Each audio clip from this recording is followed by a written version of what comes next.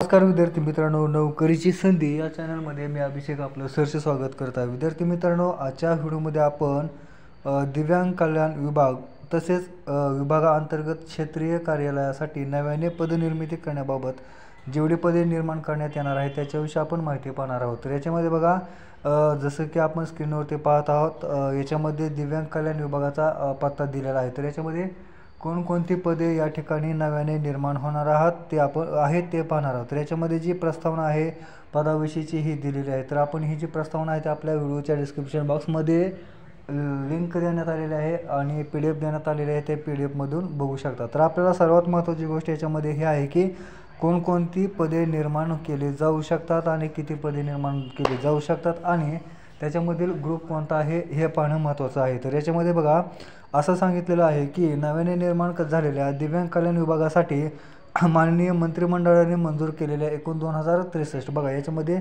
मंत्रिमंडळाने पदे निर्माण केलेली ही 2063 आहे. त्याच्यापैकी दिनांक 4/1/2023च्या शासन निर्णयानुसार मंत्रालयीन प्रशासकीय विभागासाठी निर्माण करण्यात आलेली 42 पदे वगळून उर्वरित 2021 इतकी पदे निर्माण करण्याच्या प्रस्तावास वित्त विभागाकडील उच्चस्तरीय सचिव समितीच्या दिनांक 9/7/2024 रोजी आयोजित केलेल्या बैठकीमध्ये मान्यता दिलेली आहे. त्यानुसार खालीलप्रमाणे 1381 पदे नियमित स्वरूपात आणि 640 पदे ही बाह्य यंत्रणेद्वारे निर्माण करण्यास मान्यता देण्यात आलेली आहे. तर ही अशी एकूण टोटल जी पदे आहेत ती 2063 इतकी पदे निर्माण करण्यात आलेली आहेत आणि त्याच्यापैकी 2021 पदे ही या ठिकाणी भरण्यात येणार आहेत. ही नियमित स्वरूपात आणि बाह्य यंत्रणेमार्फत भरण्यात येणारे पदे असू शकतात. तर याच्यामध्ये बघा, जी वेगवेगळी पदे आहेत त्या वेगवेगळ्या पदामध्ये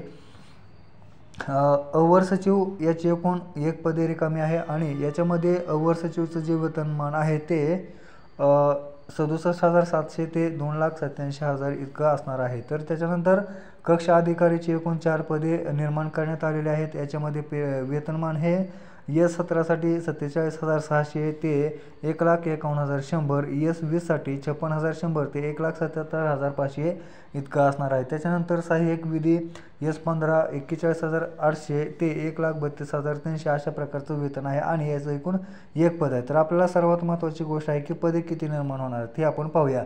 तर सहाय्यक कक्ष अधिकारी याच्यामध्ये 8 पदे निर्माण होणार आहेत. त्याच्यानंतर लिपिक टंकलेखकची एकूण 10 पदे निर्माण होणार आहेत. अशी एकूण 24 पदे ही मंत्रालयीन प्रशासकीय विभागामध्ये निर्माण होण्याची शक्यता आहे. त्याच्यानंतर पुढे पाहायचं झाल्यास बाह्य यंत्रणेद्वारे भरायची पदे, तर शिपाई हे एक या विभागासाठी पद निर्माण होणार आहे. अशी एकूण 25 पदे ही मंत्रालयीन प्रशासकीय विभागासाठी निर्माण करण्यात येणार आहे. त्याच्यानंतर बघा, आयुक्तालय स्तर, तर आयुक्तालय स्तरावर एकूण किती पदे आणि कोणत्या प्रकारची पदे निर्माण होणार आहेत ते पाहूया. तर याच्यामध्ये उप आयुक्त 1 पद निर्माण होणार आहे. त्याच्यानंतर सहाय्यक आयुक्त 1, त्याच्यानंतर लेखा अधिकारी उच्च श्रेणी लघुलेखक, निम्न श्रेणी लघुलेखक अशी सर्व 1-1 पदे आहेत. त्याच्यानंतर वैद्यकीय सामाजिक कार्यकर्त्याची एकूण 3 पदे निर्माण होणार आहेत. त्याच्यानंतर सहाय्यक सल्लागाराची एकूण 3 पदे अशी मिळून 11 इतकी पदे या विभागामध्ये निर्माण होणार आहेत. त्याच्यानंतर बघा, पुढे आपल्याला बघायचं झाल्यास